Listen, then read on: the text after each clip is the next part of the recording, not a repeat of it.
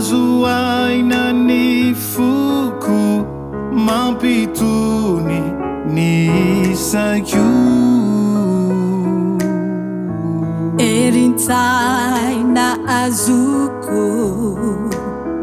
mazava ny lalako mifankaery isika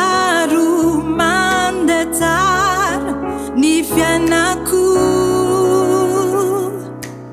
iray zahay sy voasaraka zahay ny ray no nanambatra anay ka tsy azonao sarahana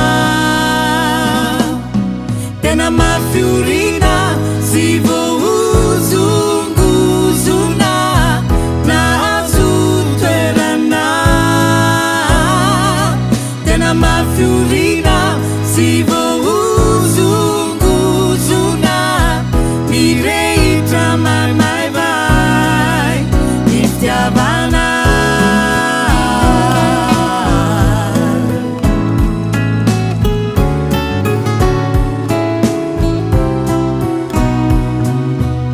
sisy afaka mitsapaka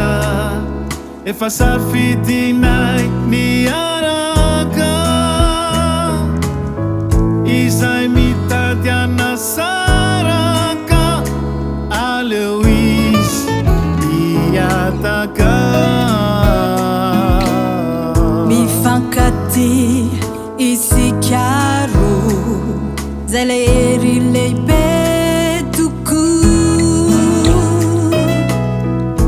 mifanoana ihany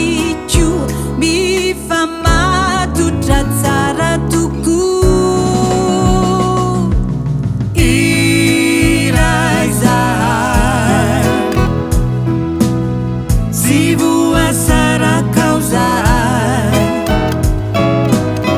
ny ray no nanambatra anay ka tsy azonao sarahana